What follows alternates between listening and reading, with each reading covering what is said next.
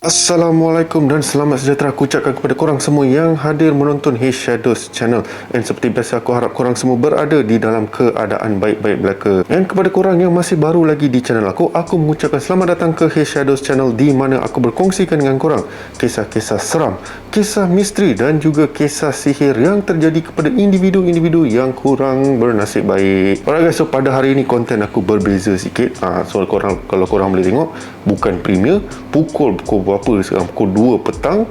Konten pukul 2 petang mat jarang dibuat orang. Bukan jarang dibuat orang lah, jarang dibuat Shadow Channel.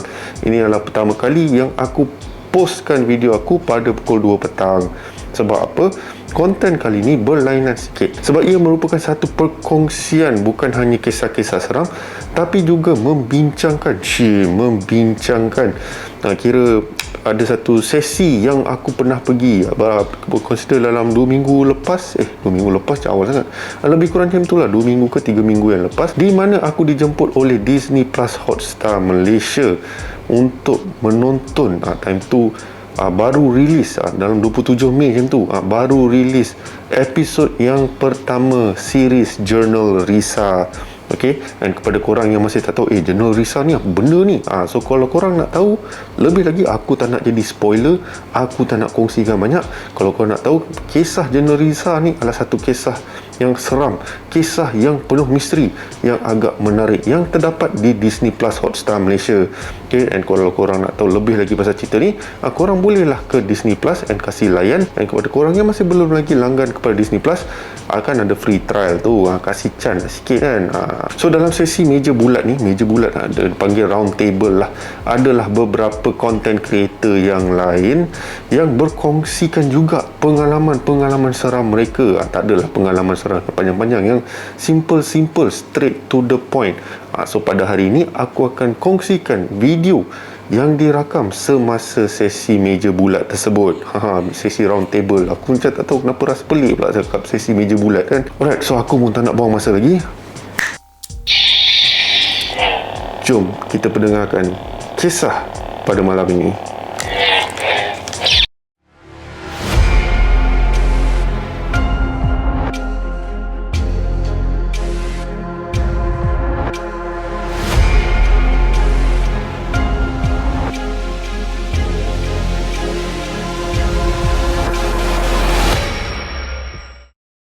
Selamat datang ke sesi seram pada malam ini. Saya Ahmad, moderator anda pada malam ini untuk sesi kali ini. So jadinya sebelum kita nak discussion round table dengan lebih lanjut lagi, apa kata kita berkenalan dulu mungkin dengan sebelah kanan saya. Okey. Nama saya Nina. Okey, saya dikenali sebagai Nina Story lah. Okey, dekat TikTok ataupun YouTube. Hai, nama saya Syafinas. Saya aktif dekat TikTok, membuat konten seram dan cerita, storytelling. Abang hujung tu? Hai, nama saya Zaf daripada Zaf Channel. Saya buat konten dekat YouTube dan juga TikTok. Okay. Hai, saya Rose, tapi my content Kek Dia. I selalu buat konten dekat TikTok and about cerita seram and paranormal and everything like mystic. Sebelah Kek dia? Nama saya Kamarina, boleh panggil Kama. Buat YouTube Kamarina Hasim, pun kisah seram juga. Okay. Yang sebelah kiri saya? Okay, nama saya Megan, ataupun lebih dikenali sebagai Hey Shadows. Dalam kisah saya banyak, dalam Hey Shadows channel banyak kisah-kisah seram dan kisah misteri dan semua itulah. Okay, tadi kita pun dah menonton first episode untuk Jurnal Risa di Disney Plus Hotstar. So apa pendapat korang dengan first episode? Mungkin Kek dia boleh share sikit, what your opinion? Seram. Untuk yang lebih menarik je sebab Risa ni boleh nampak nampak benda yang mistik selain daripada kita boleh nampak lah. And sangat tertanya ya untuk episod yang seterusnya. Sebab untuk episod pertama ni pun dia dah bagi macam kita dia tinggalkan question untuk kita nak tengok betul. Lagi kan. Panjang kita tengok episod 1 tadi, korang rasa ada babak yang menyeramkan tak? Babak mana tu?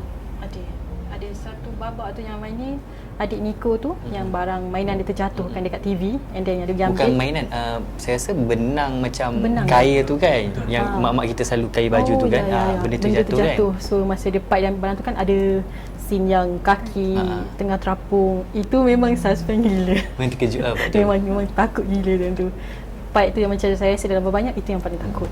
Mengkap lah. Okay, saya bab yang paling menyeramkan time Risa bangun nak isi air untuk yang waktu malam tu. Waktu malam tu, especially dia lalu and then lepas tu ada lembaga tu berdiri kat situ kan. Itu boleh rasa, boleh connect ataupun relate tau. In our daily life kan. Kadang-kadang kita jalan kat tempat gelap, kita kadang tak tahu mungkin tak ada benda kan? So babak tu lah bagi scary lah, bagi menyeramkan dalam first episode tu. Macam Kamak rasa, okay, your opinion kan, macam kita tengok Indonesia dengan Malaysia lebih kurang kita punya culture, budaya, kita punya horror, genre filem pun lebih kurang sama. So pendapat awak, adakah kita punya movie, Nusantara punya movie dengan western punya movie, yang mana lebih menyeramkan? Ni pendapat jujur lah. Kamal lagi takut nak tengok cerita Melayu sebab saya kat Malaysia. Nanti hantu tu datang dekat Malaysia. Kalau hantu luar negara jauh. Faham tak? Dia tak boleh nampak Kamal lah. Sejujurnya lah.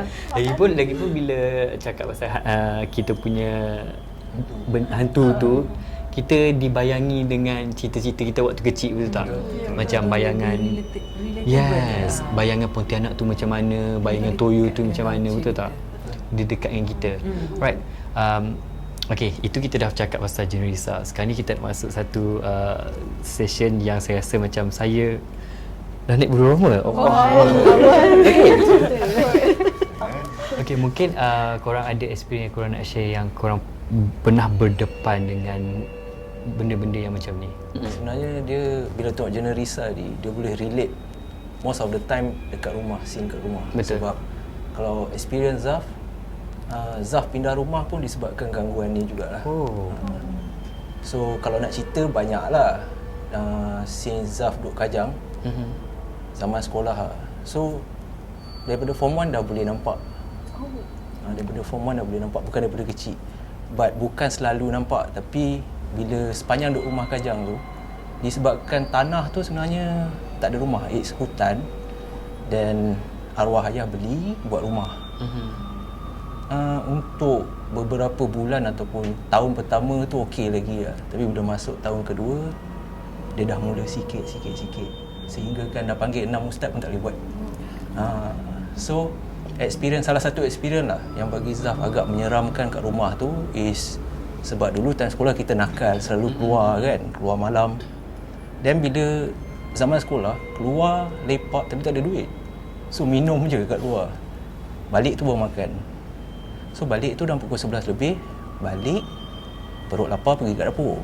So buka je kuali, okey ada kari ayam macam tu. So dekat dapur, rumah pula, milik my mate ataupun pembantu rumah kat dapur. So time tengah cedok tu, arwah my mum yang rapat dengan pembantu rumah tengah cedok kari ayam, dan arwah my mum keluar daripada bilik mate. Dia diam je, dia pandang je. So Zaf tegur, "Ma, nak makan tak?" So dia senyum, dan dia masuk balik bilik mate. Okey lah, tak apalah, cedok je lah. So dulu Zaf suka makan sambil tengok TV tau. So bawa kan. But daripada dapur nak pergi ke ruang TV, halfway Zaf berhenti. Sebab Zaf perasan, Mama tengah tengok TV. So perasan, so kalau Mama tengah tengok TV, siapa yang tegur kat dapur tadi? Sebab kalau tu tak boleh, memang dia satu jalan, takkan Mama keluar rumah masuk pula depan kan. So itu penampakan yang menyerupai my mum. Dan lagi satu, towards the end, bila dah form 5, dah nak keluar, my dad yang paling susah nak lepaskan rumah tu. Sebab kan hasil kerja dia, hasil duit kerja kan. Kita orang dah pindah keluar, my dad duduk seorang. So my dad cerita, sebab dia duduk seorang, dia duduk dalam bilik, dia kunci pintu. Dan dia tengah tengok wrestling, suddenly ada orang ketuk pintu. Tak. Nasib baik my dad tanya, "Siapa?" Dan dia cakap, "Mama ni." Okay, so ayah rasa tak sedar hati, dia call. So time tu Zaf dengan Mama tengah duduk dekat Petaling Jaya, another house time tu. So dia cakap lah, Mama ada balik rumah tak? Tak ada. Kenapa? Then my dad je, okey lah, tak apalah. Yang seramnya, lepas dia letak telefon,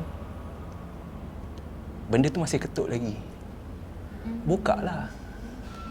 So my dad tak buka. Sampai aku sudah tak buka. Then lepas tu, esoknya the next morning, dia datang rumah second house kita orang. Baru dia decide, okey lah, jual lah rumah tu. Itu dari experience yang dihadapi oleh Zaf sendiri, satu keluarga. Betul. So Syafinah pula mungkin nak share, ada macam kita tahu macam korang semua adalah content creator kan, buat konten-konten kat TikTok, kat YouTube.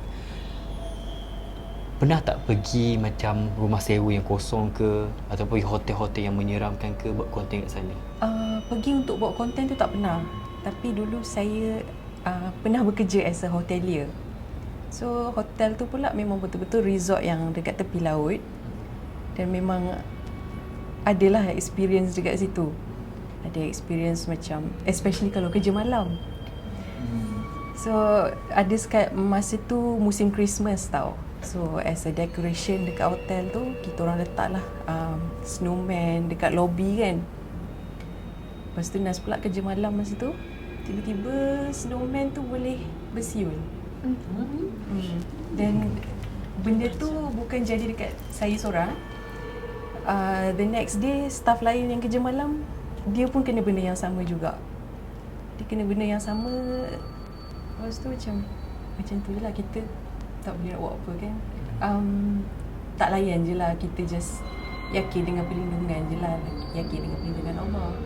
Okey, apa yang paling yang macam Syafinah rasa macam okey, aku nak berhenti sebabkan oleh gangguan-gangguan benda ni? Nak kata sampai nak berhenti tu tak adalah, tapi memang ada satu yang Nas paling ingat tu, guest check out dan lari sebab dia kena ganggu. Guest tu baru aja check in dalam 20 minutes. Lepas 20 minit tu dia datang balik kat kaunter, dia cakap dia nak check out. Nas pun macam pelik lah, kenapa baru je, orang selalu duduk sehari kan, at least ni macam after 20 minutes dah nak lari kan. Lepas tu guest tu tanya dekat Nas, dekat hotel ni ada apa-apa ke? Kita as staff, of course lah kita takkan cakap kan, kita akan bagi standard answer, tak ada apa dekat sini, semua okey je. Lepas tu dia pun senyap je, okey. Nas proses check out dia balik. Lepas guest tu balik, staff housekeeping datang tau. And staff housekeeping tu bagi tahu guest tu tanya dia soalan yang sama. Guest tu bagi tahu dia pintu dia kena ketuk. Sepanjang 20 minit tu je, tak panjang pun masa dia duduk dekat bilik tu, 20 minit pintu dia kena ketuk 3 kali. Setiap kali dia tengok dekat peephole tu, dia akan nampak ada satu pakcik tua ni, baju dia putih, rambut dia putih dan semua serba-serbi putih, kulit dia pun putih. Tapi bila dibuka je pintu tak ada. Tiga kali kali tu benda yang sama berlaku. Benda yang sama, orang sama. Benda yang sama berlaku, sebab tu dia pun mungkin dia rasa tak selamat, dia rasa takut, dia terus keluar, terus balik. Oh, itu adalah pengalaman waktu kerja kat hotel dulu. Waktu kerja kat hotel dulu. Okey, kita simpan dulu pengalaman korang yang peribadi ni. Kita berbalik kepada Jenny Risa. So, Kak Di, mungkin tadi Nina dengan Megap pun ada share favourite scene dalam Jenny Risa. Mungkin Kak Di ada you punya favourite scene? Okay, ada dekat dalam tu. Okay, first dia sama dengan Nina, tapi yang second part tu saya rasa, Kak dia rasa dia seram sebab dia tunjuk the whole face of itu waktu dekat gua ke kat rumah? Okay, ni dekat rumah. Di scenes yang sebab Risa nak ambil air tu, kan rambut dia ada yang kena tarik. And then bila dia pandang belakang, dia nampak yang part rambut jelas. Yang part rambut tu dia nampak jelas. And kita pun boleh nampak lah sebab dia bukan bayang-bayang, bukan sama-sama. And mata dia tak ada, putih kan. Yang tu part paling seram lah untuk Keda sebab probably hantu, sebab Keda tak pernah nampak the real hantu, tapi probably same with apa yang kita nampak tadi tu. Nampak real. Okay. Kama, macam you pun mesti ada experience sendiri kan. Mungkin you pernah tak macam ada satu situation yang macam kena histeria ke, ada kerasukan ke daripada you punya pengalaman sendiri, ataupun mimpi-mimpi buruk ke? Kalau pengalaman kamu sendiri kena rasuk tu alhamdulillah tak ada so far. Tapi dari keluarga, keluarga kamu dekat dalam rumah yang sekarang ni masih menetap, banyak kali lah macam orang kata apa, gangguan jin tu banyak disebabkan saka keturunan, sihir orang hantar semua, tapi a long time ago lah. So cerita ni dah masa dulu, time kita orang adik-beradik kamu semua kecil lagi lah. So antara gangguan yang kamu rasa ekstrim lah kamu nak share dengan korang kan. Salah satunya waktu penjaga kamu, penjaga yang mak dengan ayah hire untuk jaga baby sebab mak ayah kerja kan. Jadi time tu dia tengah hari tau ni, time Zohor macam tu, dia tengah buai baby dekat depan kat ruang tamu. So tengah tengok baby buai-buai, bawah buaian tu dia perasan ada satu kaki lalu. Kaki tu dia pakai kain batik, tapi kain batik tu sebiji macam mak kamu punya. And then kaki tu cantik, warna putih, bersih. Dia melulu masuk bilik mak kamu. Lepas tu penjaga kamu panggil Kak Ros lah. Kak Ros macam terkejut sebab kaki tu tak jejak lantai. Dia macam lebih kurang dalam scene tadi. Scene dalam jenis risau kan. Tapi dia macam tu melulu masuk bilik mak kamu. And then seminggu Kak Ros tak datang kerja. Dia demam panas. Lepas tu beberapa hari selepas tu arwah nenek kamu pula. Arwah nenek kamu waktu tu dia stay kat KL sekejap sebab nak jaga baby juga kan. Lepas tu dia ternampak Kak Ros masuk bilik mak kamu lagi. So pelik lah, kenapa nak masuk bilik mak kamu kan. Dia pun ikut. Sampai dia nak buka langsir bilik tu, dia ternampak satu sosok wanita tengah duduk atas katil menghadap meja cermin meja makeup tu. And then dia tak nampak muka lah, dia nampak belakang kan. Tengah wanita tersebut tengah sisir rambut dia depan cermin, and ada sanggul dan berkebaya merah. And days after that, arwah nenek kamu kena rasuk dalam bilik yang dia selalu duduk, which is sebelah bilik mak kamu. Waktu dia kena rasuk tu, sosok yang rasuk badan dia tu macam jin yang ganas. And dia kata, kan dah biasa kan family kamu dengan saka, sihir semua kan. So ayah macam pelik lah, ni datang dari siapa pula. So tanya jin tu, tapi dia macam kunci mulut dia tak nak beritahu siapa tuan dia. And short story, benda tu kata dekat ayah, dia macam marah, dia kata, kau lah ambil aku tinggal kat bilik tu. So pendekkan cerita, ayah teringat masa mengandungkan anak pertama pada tahun 1992, ada ambil seorang bidan tukang urut ni dekat KL jugalah. Sebab tukang urut nak cari kat kampung senang, tapi bila kat KL jadi macam tak tahu sebab ayah dari kampung. Lepas tu dapat tukang urut tu, umur dia 80 tahun, tapi dia pakai lipstick, pakai powder, makeup tebal, bersanggul dan berkebaya sebiji macam sosok yang arwah nenek kamu nampak. So mungkin sosok adalah saka yang menyerupai tuan dia. Wallahualam. Mungkin lah kan, kita pun tak tahu betul. So macam kita tengok jenis risau, berbalik dari jenis risau tadi, kita bercakap mengenai pantang larang. That's why saya kata tadi, kita punya Indonesia dengan Malaysia lebih kurang sama. Kita mempunyai kepercayaan yang lebih kurang sama sebab kita adalah Nusantara, right? So bila masuk hutan tu, kita kena jaga percakapan, jangan buang sampah, betul tak? Mungkin korang ada macam any advice ke nak share dengan kita, macam pantang larang yang mungkin korang tahu ke apa ke? I think part ni I boleh share dari segi personal experience, because satu karakter yang Nico tu, yang dia jenis yang outspoken, and then dia main buat je semua tu memang boleh relate pada saya sendiri, because saya dulu memang jenis macam tu. Orang cakap jangan buat, saya akan persoalkan, what? Kenapa tak boleh? Budak nakal ni. And saya sendiri akan pergi kat situ. Macam saya cakap yang orang kata jangan nyanyi bawah pokok. Saya bawa gitar semua dengan member, nyanyi non-stop, main. End up benda tu follow balik. So macam dalam case ni yang paling penting lah, satu, yes, adab, satu lagi. And then another thing is that kita selalu fikir yang kita lagi macam nak takut apa. Kita manusia kan, kita lagi dahsyat, kita fikir kita power, padahal hakikatnya kadang-kadang luaran nampak power, tapi dalaman kita yang selalu kantoi.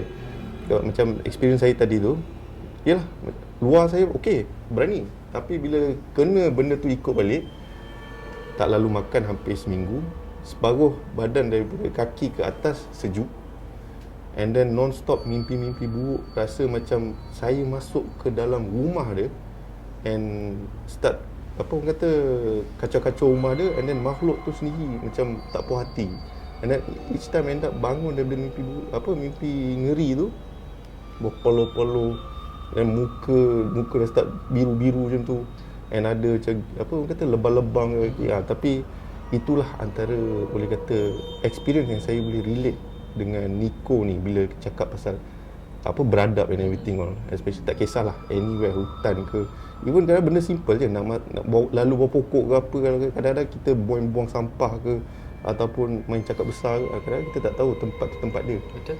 Kita end up kita yang kacau dia dan kita yang kena. Betul. Bercakap pasal Risa dengan cousin-cousin dia, saya 2 minggu lepas dapat peluang untuk interview Risa, Nico juga saya interview, dan juga Mas Awi Surjadi, pengarah untuk junior Risa ni.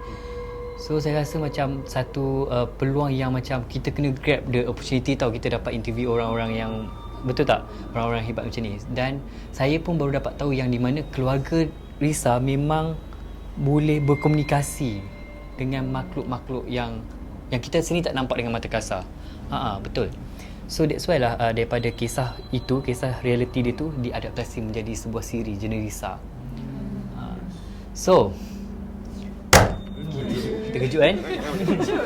Kita alhamdulillah, terima kasih sebab korang berkongsi cerita pada malam ni untuk sesi seram, dan kita sangat appreciate korang untuk datang kat sini, tengok watch party jenis Risa dengan kita ramai-ramai and share dekat sesi seram. So kita sangat menghargai, dan seperti biasa jangan lupa kalau upload dekat social media, tag juga hashtag Generisa, hashtag Disney Plus Hotstar MY, dan juga mention Disney Plus Hotstar MY. Alright? So insyaAllah kita jumpa lagi. Selamat malam. Alright guys, so begitulah kisah yang dikongsikan oleh Nina Story, Safinas, Zaf Channel, Kamarina dan juga Kate De di dalam satu sesi meja bulat yang dianjurkan oleh Disney Plus Hotstar Malaysia. So aku harap korang semua terhibur dengan konten pada hari ini. Sekiranya korang suka pada konten hari ini, jangan lupa tinggalkan butang like, tekan butang like yang ada di bawah, dan juga kepada korang yang masih belum subscribe lagi ke channel aku, korang boleh tekan butang subscribe, diikuti dengan bell notification supaya mana-mana video yang aku uploadkan korang akan diberitahu terlebih awal. So sebelum kita akhirkan sebelum kita akhirkan konten kita pada hari ini, kepada korang yang masih lagi belum tengok lagi jurnal Risa, aku rekomenkan korang pergi tengok. Memang jalan cerita the best, berlainan genre, sebab selalunya kita tengok cerita-cerita yang kisah seram ataupun hantu ni kebanyakan orang dewasa bersama budak-budak kecil, tapi yang ni diorang boleh dikatakan adventure budak-budak kecil, macam Stranger Things, macam lebih kurang Stranger Things lah, tapi ialah satu kisah dan juga series yang menarik bagi aku. So korang bolehlah pergi layan. Alright, so seperti biasa, nama aku Shadows, and by the orders of the Shadows, stay safe, stay healthy, sehingga kita berjumpa lagi di konten yang akan datang.